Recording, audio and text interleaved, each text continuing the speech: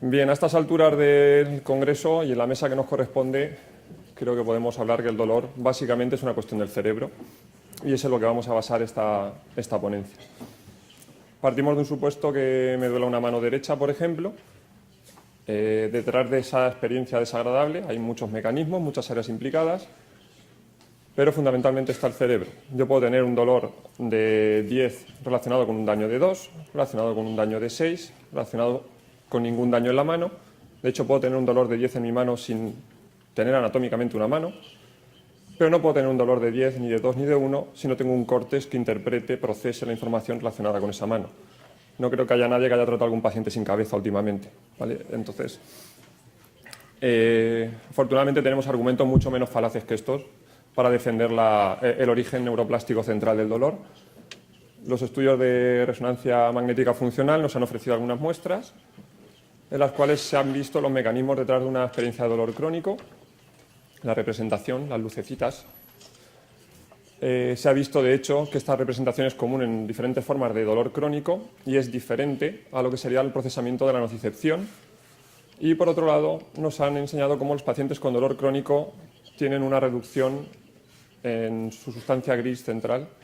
Digamos que su córtex se queda como más pachucho, ¿de acuerdo? Como menos denso en las pruebas de imagen. Todo esto se relaciona fundamentalmente con neuroplasticidad, ¿vale? Y es de neuroplasticidad de lo que vamos a hablar. ¿Qué es neuroplasticidad? ¿Cómo se relaciona con los procesos de dolor crónico? Y, sobre todo, lo que más nos interesa como clínicos, qué estrategias terapéuticas tenemos para revertir, ya se han adelantado a lo largo de la tarde de ayer, estos procesos maladaptativos neuroplásticos. La neuroplasticidad es una capacidad biológica fundamental del sistema nervioso según la cual le permite la adaptación a los cambios, ¿vale? Le permite mejorar la forma en la cual elabora las percepciones a través y a partir de los estímulos que va recibiendo. Y lo hace de forma que perdure en el tiempo, lo hace de forma que se mantengan y de esta forma los circuitos, las relaciones neuronales que conduzcan al éxito van a permanecer, mientras que las que no lo hagan se van a ir suprimiendo porque no son útiles. Tenemos fundamentalmente dos formas de estudiar lo que son los fenómenos neuroplásticos en base a la relación estímulo-respuesta, la no asociativa y la asociativa. Según estudiemos qué sucede cuando repetimos un estímulo o si estudiamos cómo se asocia un estímulo con otro. La forma no asociativa de dolor nos presenta dos mecanismos, el fenómeno de habituación y el fenómeno de sensibilización. El fenómeno de habituación es aquel fenómeno según el cual la respuesta va reduciéndose, se va disminuyendo, conforme aplicamos de forma repetida un estímulo. La sensibilización sería lo contrario, la respuesta cada vez se incrementa conforme repetimos la aplicación del mismo estímulo. Pongamos, por ejemplo, pues, el amigo este que tenemos todos que le gusta palmearnos el hombro para hablar, para reforzar su discurso, ¿vale? Nos pillan un buen día, todo está bien y ese tap, tap, tap, tap va a ir pasando desapercibido. Si nos coge un día que no está la cosa como para mucho palmeo o sencillamente que ese contacto tan amistoso nos es un poco aversivo, pues es fácil que cada vez ese tap, tap, tap nos vaya incordiando más. El primer ejemplo sería un ejemplo de habituación. El cuerpo suprime la necesidad de percibir esa sensación táctil, mientras que el segundo sería una irritación creciente por un proceso de sensibilización, que sería la flechita, no sé cómo sale ahí, rosa más bien. Muy bien, las formas asociativas de neuroplasticidad son un poquito más complejas y suponen la asociación, la relación que se establecen entre dos estímulos cuando uno de ellos ya emite una respuesta habitual y el otro, por asociación mantenida, acaba también evocando la misma respuesta. Aquí tenemos, por ejemplo, un estímulo, que ya lo hemos quitado, que produce una respuesta. Vamos a poner como ejemplo un perro y le vamos a llamar perro de Pavlov, así al azar, ¿vale? Tenemos un tazón, le enseñamos al perro y el perro saliva. Tenemos una campana, que sería la rosita, y el perro no hace nada, no saliva. Bueno, a lo mejor sube las orejitas o mueve los ojos, pero no saliva. Sin embargo, si durante un tiempo aplicamos de forma conjunta el estímulo visual del tazón y el estímulo auditivo de la campana, tarde o temprano, solo con la campana, el perro salivará. Se habrá establecido una relación de condicionamiento, de asociación, de adquisición de los dos estímulos. ¿Y esto qué interés tiene en lo que nos ocupa como clínicos? Pues que la neuroplasticidad está detrás de la mayoría de procesos maladaptativos dentro de un dolor disfuncional maladaptativo crónico. Bien, empezamos por la habituación. La habituación sería genial que se asociase más a los procesos de dolor, porque sería algo así como acostumbrarse al dolor. Sería una maravilla el hecho de que supiéramos medir cómo tenemos que aplicar una nocicepción repetida para que el paciente cada vez tenga menos dolor. Pero de momento a tanto no llegamos a saber cómo eso se debe aplicar. Sí que hay estudios en los cuales, cito por ejemplo el de Renfeld, en los cuales se aplicaba nocicepción en el brazo de un paciente, bueno, paciente no, de sujetos normales, durante 3 semanas y después se valoraba la puntuación y los umbrales se habían mejorado de forma que podía admitir más nocicepción incluso en áreas remotas. Pero quitando la atribución que se hizo al sistema nervioso central, no se sacó muchas más conclusiones. Se testó con naloxona para ver si este antagonista de los opiáceos modificaba la respuesta, no la modifica, con lo cual no se puede relacionar con este sistema. Pero en cualquier caso, pues hay que estar atentos a ver si parte de las exposiciones graduales que estamos haciendo y de las que hablaremos en un momento se basan realmente en una administración cuidadosa de este fenómeno de habituación. El otro fenómeno de sensibilización en relación con el dolor está mucho más conocido. De hecho, ayer se habló y muy bien de la sensibilización periférica.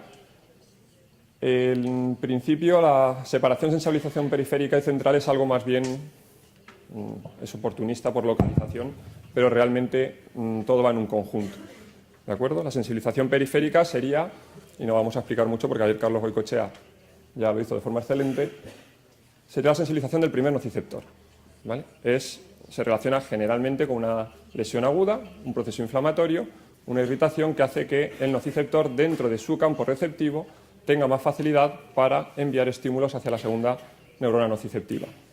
La sensibilización central ocurre un poquito más arriba, tampoco nos vamos a extender, y sería ya no la inflamación, sino este abuso de nocicepción lo que condiciona una respuesta aumentada, un ambiente químico en el asta dorsal que facilita de alguna forma la sinapsis, aumenta la eficacia sináptica. Y no solo en su campo receptivo, también en campos receptivos alejados de la zona potencialmente de lesión si inició por una lesión periférica. La neurofisiología detrás de la sensibilización central, aparte de lo que nos ha comentado ahora mismo Germán de la reacción glial, no solo reacción glial en asta dorsal, también troncoencefálica, encefálica a varios niveles del sistema nervioso, sería pues en parte condicionada por esa muerte, esa apoptosis de las interneuronas inhibidoras, de diferentes neuronas nociceptivas de primer orden, en relación con los procesos de dolor continuado. Las nuevas neuronas van a obtener la capacidad de responder no solo a una nocicepción, sino a otro tipo de estímulo. Químicamente, una médula de una persona con sensibilización central, y es así como lo explico a los pacientes, químicamente es diferente. Si tú coges la médula de un paciente que está sufriendo un dolor persistente durante 10 meses y otra de un paciente que no lo está haciendo, aunque suene un poco, si tú la chupas sabrá diferente. Esa médula químicamente no es igual. ¿Vale? Ahí hay un ambiente diferente que facilita mucho la conducción de estímulos. No probéis esto. Bien, clínicamente, ¿qué es sensibilización central? Pues fundamentalmente es hiperalgesia secundaria, ¿vale? Secundaria porque hablamos ya del proceso central, más arriba.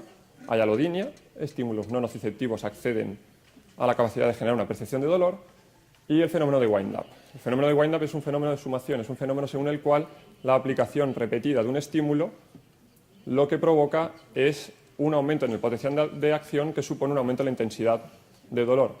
Hablamos de sensibilización. Estímulos repetitivos condicionan un aumento de la respuesta. Muy bien, los mecanismos neuroplásticos asociativos pues son quizá un poquito más complejos a nivel de correlación con el dolor, pero podemos resumirlos en lo que conocemos como actitud de miedo y evitación, por un lado, y en la teoría de imprecisión cortical que nos presentó desde hace no mucho Mosley, por el otro. En una primera situación lo que vamos a hacer es considerar el dolor como un estímulo que genera una respuesta de evitación. En la segunda situación hablaremos del dolor como una respuesta basada no solo en la nocicepción inicial, sino en otros estímulos asociados. En el modelo de miedo y evitación, la discapacidad del paciente, la evitación, proviene de una reacción fóbica generalmente al movimiento, relacionada con los movimientos que de forma han precedido asociados al dolor.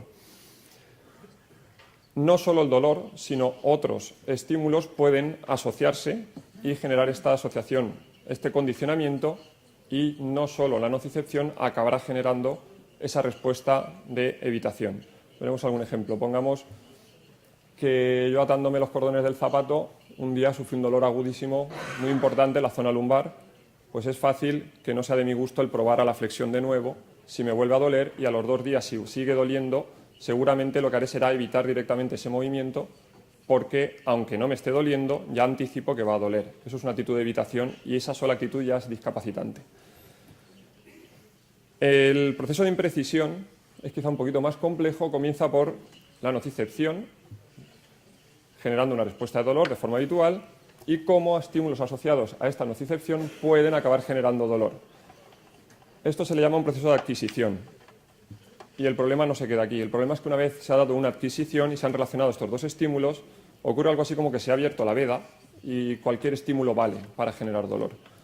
Ya no solo los estímulos rositas, sino que tendremos otros más rositas aún, que serán cosas asociadas a la experiencia dolorosa de un inicio o cosas que se asociaban a ese estímulo nociceptivo y que también de forma aisla tienen capacidad de provocar dolor en el paciente. A este fenómeno posterior a la adquisición se le llama generalización. Y lo que supone la generalización es que el sistema nervioso cada vez codifica peor, cada vez es menos específico, a la vez de juzgar qué debe acabar como experiencia de dolor y qué debe ser despreciado porque no tiene ninguna relevancia en cuanto a proteger al paciente. Una especificidad baja en la respuesta es la base del proceso de imprecisión cortical. Vamos a poner un ejemplo, el whiplash, que parece que nos gusta mucho a los fisioterapeutas, un latigazo cervical, en el cual ha habido una tracción grande de mis tejidos posteriores del cuello. No vamos a entrar en qué tejidos, de hecho, realmente tampoco me va a interesar mucho qué tejidos. Y de alguna forma hay unos movimientos que son agravantes, otros atenuantes, pero existen atenuantes y hay muchos estímulos que no emiten ninguna respuesta. Por ejemplo, que yo flexione mi cuello, es razonable que me duela si ha habido una lesión de esos tejidos. Ahora bien, que yo apriete mis puños no tiene por qué doler, o que yo me siente en el coche no tiene por qué doler. Si esto sucede así, mi cerebro será un campeón, funcionará muy bien y me estará protegiendo. Lo que me está sucediendo es que me advierte de situaciones que de alguna forma pueden relacionarse con un daño y desprecia aquellas que no lo son. Entonces, mi cerebro codifica bien.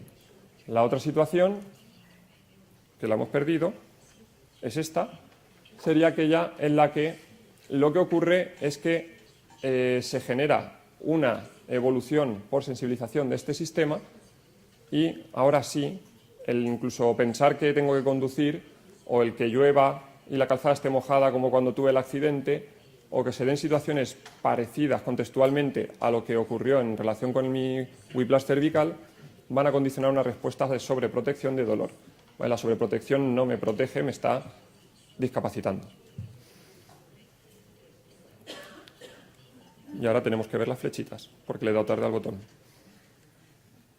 Esto es mucho más frecuente de lo que parecen los pacientes y se nos pasa porque generalmente de un inicio despreciamos la valoración de cómo está codificando la experiencia dolorosa aguda.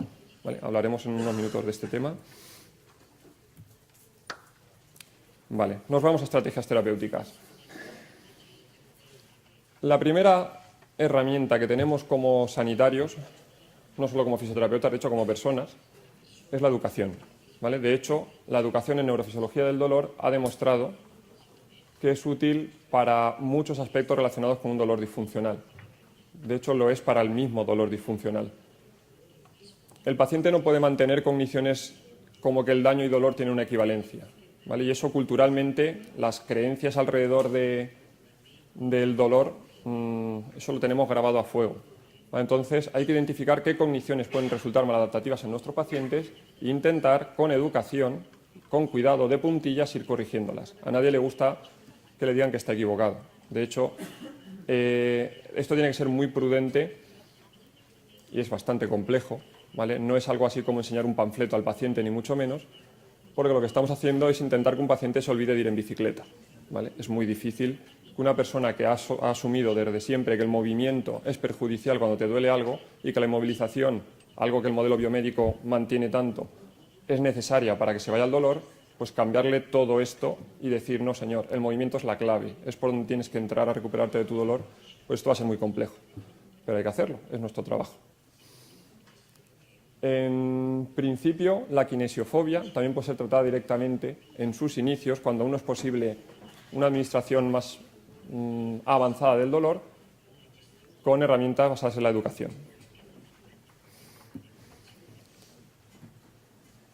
Vamos a hacer una pequeña diferenciación en el modelo de miedo-evitación de dos situaciones, digamos que es una progresión en el desorden que condiciona esto en nuestros pacientes. La condición menos agresiva de alguna forma sería el miedo al dolor, ¿vale? El miedo al dolor y como consecuencia una limitación del movimiento. Entonces aquí tenemos una herramienta que es el equivalente a tratar cualquier fobia. Es una administración progresiva de la estimulación, una exposición gradual a la intolerancia específica. Tenemos que identificar qué, cómo, cuándo el paciente tiene dolor e ir haciendo una exposición muy cuidadosa, muy lenta, pero obligatoriamente progresiva para que la respuesta se vaya difuminando poco a poco. Pongamos que mi paciente puede andar 8 minutos hasta que empieza a dolerle su cadera, una cadera que le lleva doliendo desde hace 3 años. Pues podemos decirle que todos los días deberá andar 7 minutos la primera semana, 8 la siguiente, 9 la siguiente. El paciente dice, ¿va a doler? Y dice, sí, lo sé, va a doler. Pero si el paciente antes has invertido en educación lo suficiente como para que entienda que esta administración de ejercicio no atenta a la salud biológica de sus tejidos, no va a haber problema. La siguiente forma de modelo de miedo-evitación sería directamente el miedo al movimiento. Y esto es terrible, porque cuando el paciente ya anticipa que va a doler y tiene miedo directamente al movimiento como causante, hay una reacción de causalidad entre el movimiento es lo que me va a doler, tenemos un error de significado de esa relación muy grande a corregir y es por ahí por donde tenemos que empezar. La primera herramienta que tenemos que utilizar, como comento, es para que el paciente recupere el control de la situación, es la educación terapéutica en dolor, muy centrada en darle un poquito de coherencia a ese catastrofismo que nos está presentando. Si el paciente sigue pensando que cualquier gesto parecido al lesional va a atentar sobre la salud de sus tejidos, le va a doler, es muy difícil que podamos progresar con cualquier otra técnica. También hay que hacer una atención a factores contextuales, ¿vale? La kinesiofobia los tiene y muchos relacionados, muchos factores de riesgo psicosocial.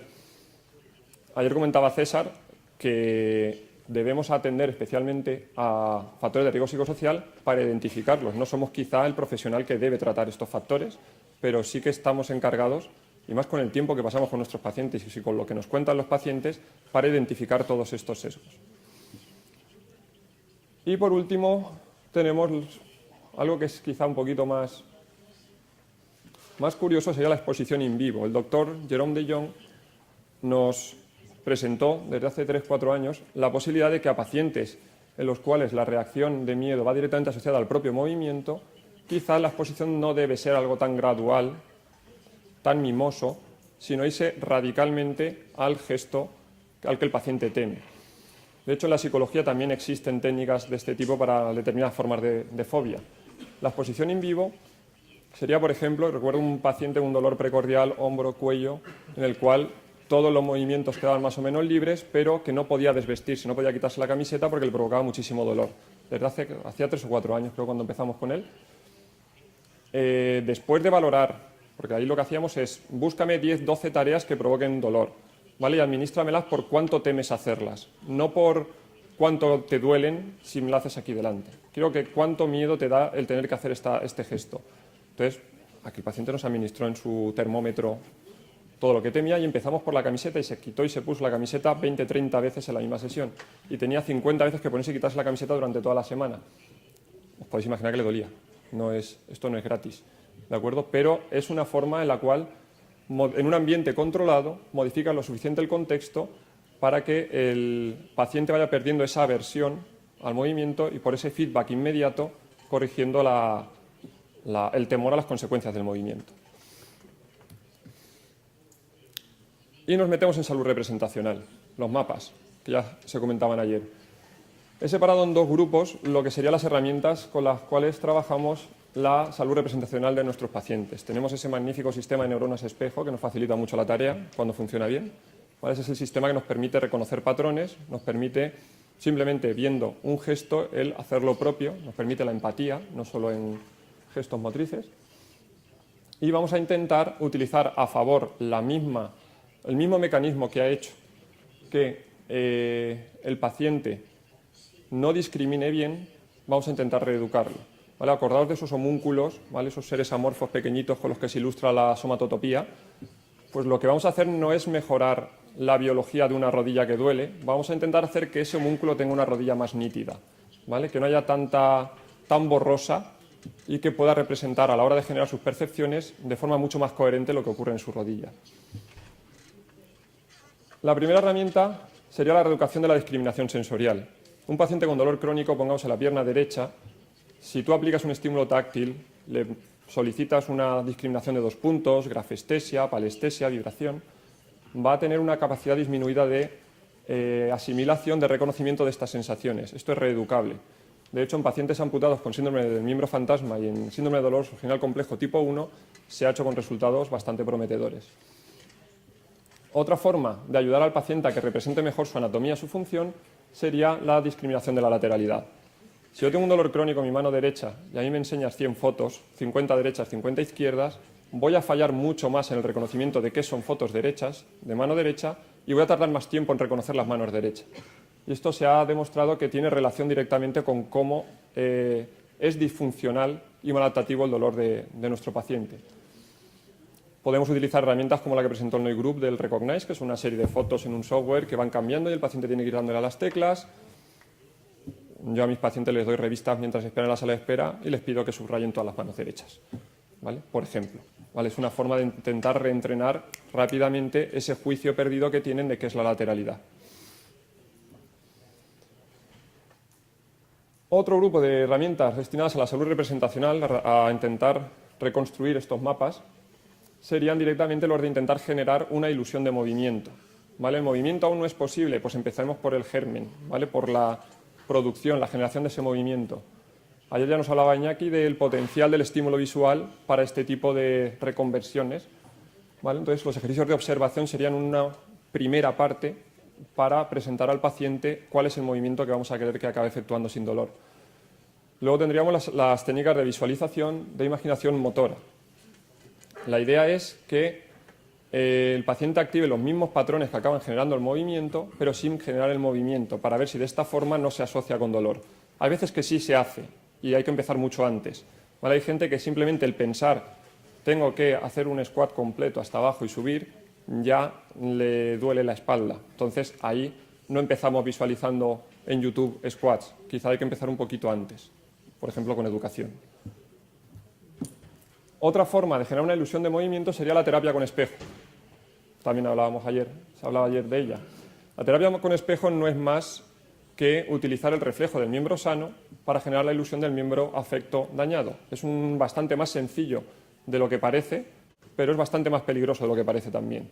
Porque la alucinación visual que tú estás generando, esa ilusión de movimiento, tiene que administrarse con mucha prudencia, ¿vale? De hecho, incluso en, no pacientes, sino en gente sana, en alumnos, cuando juegan con los espejitos, están durante 5 o 6 minutos con un aturdimiento bastante grande a la hora de volver a utilizar sus manos. O si lo realizas con la caja con los pies, pídeles que suban y bajen escaleras después de trabajar 5 minutos con el espejo. Te vas a reír bastante. A un alumno, no a un paciente. La realidad virtual utiliza prácticamente el mismo sistema. Lo que hace la realidad virtual es modificar el contexto, presentar una realidad diferente a partir de la cual ver si ahí sí puedes generar, sí que puedes construir un movimiento libre de dolor. Pero volvemos a lo mismo, estamos generando una ilusión de movimiento.